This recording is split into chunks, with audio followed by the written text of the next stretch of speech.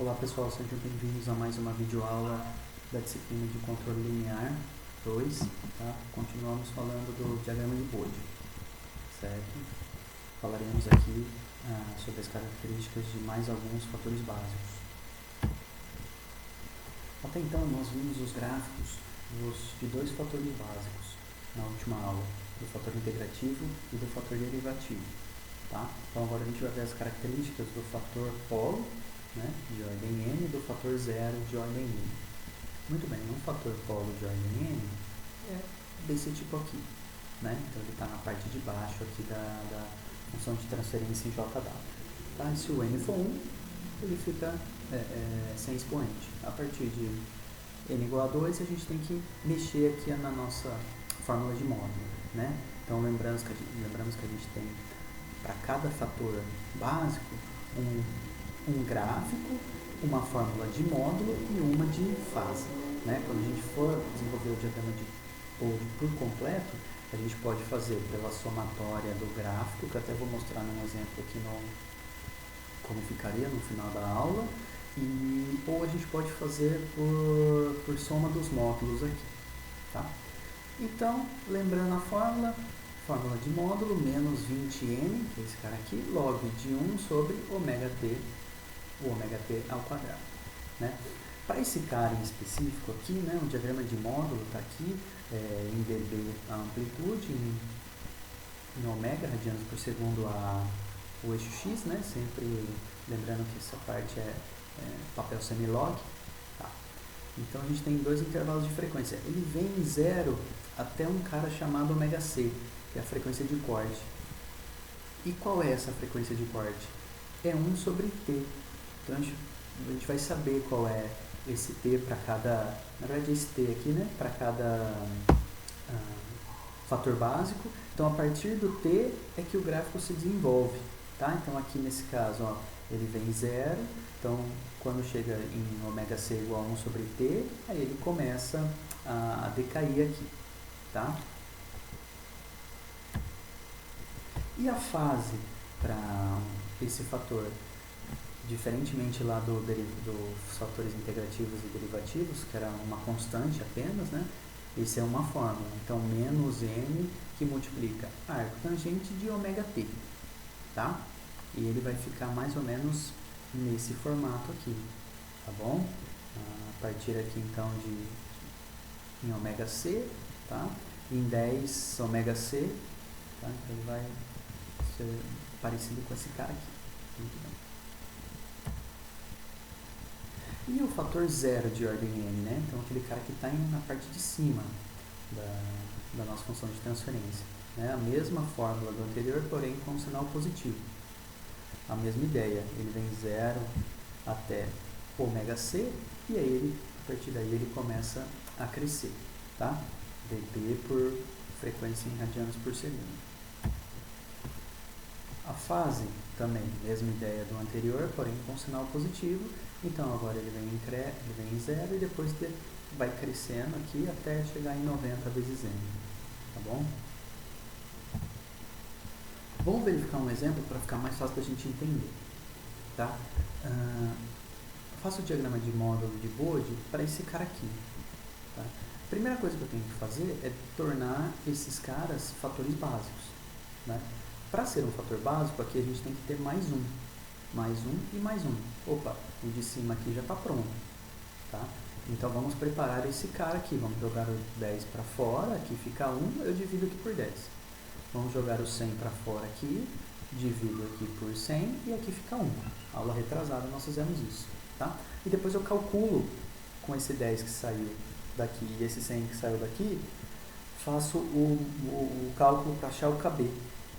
Por isso que KB deu 10, tá? Quem quiser pode treinar aí e verificar, fazer a conversão daqui para cá. Muito bem, então eu tenho um fator zero real aqui em cima e dois fatores polos reais aqui embaixo, tá? Cada fator desse cara aqui vai ter um valor de t, tá? E o valor de t é o que está acompanhando o JW. Então quando a gente pega e torna aqui mais 1, a gente acaba arrumando aqui o t, né? tá? Então, por exemplo, aqui, ó, eu não precisei arrumar, então o T desse cara aqui que eu chamei de T1 é 1. Desse cara aqui, JW sobre 10, o T2, né, que eu vou chamar de T2, então é 1 sobre 10. É o que está acompanhando o JW aqui. E por fim, o T do terceiro fator é 1 sobre 100. Então eu tenho 3 valores para T, um de cada fator básico. Muito bem. E também eu preciso analisar, agora a gente tem a frequência de corte. E o que é a frequência de corte? É o inverso do T, né? Então o inverso desse é esse, desse é esse e desse é esse. Tá? Então quando a gente for montar o gráfico desse cara, no mínimo eu tenho que achar os valores de módulo para essas 3 frequências, as de corte. Tá? E aí eu faço para 1000 e mais alguma para o gráfico ficar melhor desenhado. Mas no mínimo eu vou achar os módulos para esses 3 caras aqui. Antes da gente começar a calcular, a gente tem que montar, né, a fórmula geral. E de onde sai essa fórmula geral? Ela sai da fórmula de módulo para cada um desses fatores aqui. Então eu tenho 1, 2, 3, 4 fatores, certo? Quem está em cima leva sinal de positivo, quem está embaixo leva sinal negativo. Né? A gente tem lá na aula, no começo da aula, a fórmula para cada um deles, e na aula passada a fórmula do KB. Está aqui, ó. Então a fórmula geral para achar o módulo, né, é 20 log de 10 KB mais 20 log do fator 0 menos 20 log desse fator polo menos 20 log desse fator polo. Então, substituindo, ó, a fórmula desse cara é essa, desse cara é essa e desse cara é essa. Tá? Muito bem. Então, eu fiquei com uma fórmula geral desse tipo. Daí, eu vou substituir, né, os valores. O K é 10. O T desse primeiro fator é 1. O T desse segundo fator é 1 sobre 10. Certo? E o T desse terceiro fator é 1 sobre 100. Muito bem, então eu chego na minha fórmula geral aqui. Tá? Essa é a fórmula de módulo dessa função de transferência que consiste em 4 fatores básicos. Né? Cada fator básico tem a sua fórmula, mas quando eles são agrupados, eu tenho que fazer uma soma algébrica aí das fórmulas desses fatores. Tá? Muito bem. Agora, o que a gente vai fazer? A gente vai achar cada G de JW módulo aqui para os valores de frequência de corte. Então, eu vou fazer para 1, para 10, para 100. E aí eu vou substituindo aqui. Primeiro, tudo aqui por 1, o W. Numa segunda hipótese, 10, todos os Ws. E na terceira, 100. Tá? Então, tá aqui. Para ômega igual a 1, substitua lá, né? Tenho esse cálculo aqui. Então, vocês podem, inclusive, treinar aí na calculadora, tá? Copiar bonitinho no caderno essa fórmula geral aqui, tá? Para vocês poderem entender melhor. E aplicar os valores. Então, eu vou substituindo, né? Onde tinha ômega, eu vou pôr o valor de 1, tá? Depois faço a mesma coisa para 10 e para 100. Perceba que os valores aqui dentro vão mudando, tá? Justamente, o único que não muda é o KB. O KB é sempre o mesmo, né? Porque ele não depende de W, mas o resto vai mudando, tá? Por quê? Porque a hora eu coloco 1 aqui, né? Se eu colocar 1 aqui, fica 1 vezes 1, 1 ao quadrado 1, 1 mais 1, 2. Por isso que aqui é 2, tá? Aqui,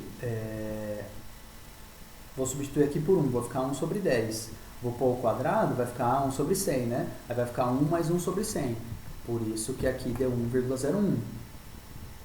Tá? A mesma coisa para esse terceiro cara aqui, eu vou ficar 1 sobre 100 ao quadrado mais 1.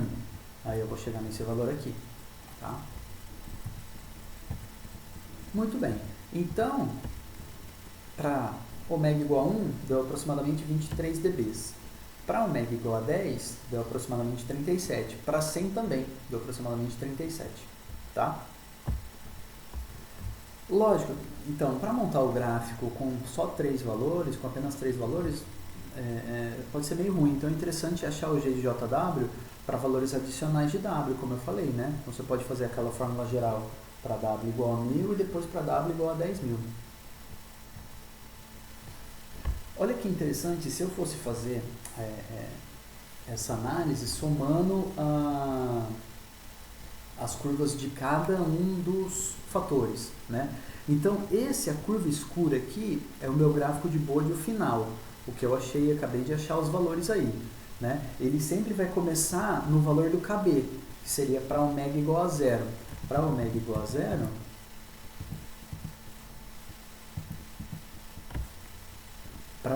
a 0, todo mundo aqui zeraria, né? Tá? Então, só sobraria esse cara aqui, 20 log de 10 dá 20.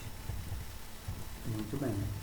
Então, ó, achamos aqui aproximadamente, para ω igual a 1, mais ou menos 23 dB. Tá? Para ω igual a 10, aproximadamente 37. Para ω igual a 100, aproximadamente os mesmos 37. Né? Tá? Então, eu acharia esse gráfico aqui. E aí a gente vai fazer, daqui a pouco, para ω igual a 1000, né? Tem que dar aqui esse valor. E para 10.000, um outro valor mais aqui para baixo. Isso eu fiz pelas fórmulas, né? Eu poderia fazer uma soma das curvas. Então, aqui são as curvas de cada fator, tá? Se eu somasse essas curvas ponto a ponto, essas curvas tracejadas, né? Daria também a curva do gráfico de Bode final aqui, que é a curva mais escura, né? Então, é mais interessante do que somar graficamente, é fazer pela fórmula. Mas a gente pode fazer dos dois jeitos, né? Por isso que nós vimos qual é a curva de cada um dos fatores, né? Para que se eu quisesse somá-las graficamente, eu chegaria também no diagrama de Bode final. E aí eu faço a parte do gráfico de fase, né? Também, né? Seguindo a mesma ideia, como o diagrama, o K, né? O ganho de Bode não afeta a fase, ele não entra aqui. Então, essa é a fórmula pro zero real que está em cima e essas duas aqui para as duas partes de baixo, tá bom? Aqui nesse exemplo, a única coisa, então eu fiz para ω igual a 1, para ω igual a 10 e para ω igual a 100, tá? A única coisa que o livro fez em termos de radiano por segundo, tá? Mas se transformar radiano para graus, a gente teria aqui a fórmula, o gráfico, né? O eixo Y do gráfico em graus, tá? Mas aí eu tenho o gráfico de fase aqui. Então, para ω igual a 1, aproximadamente 0,67 aqui, né? Tá? Para ω igual a 10 e para ω igual a 100 já caiu aqui, né? Então, os tracejados são as curvas separadas aqui de cada um desses fatores. E se eu somasse graficamente, também teria aqui o gráfico de fase final. Tá bom, pessoal? Então, a gente tem exercícios aí para vocês desenvolverem o diagrama de módulo, tá? Para esses caras. Espero que tenha sido proveitoso. Até a próxima.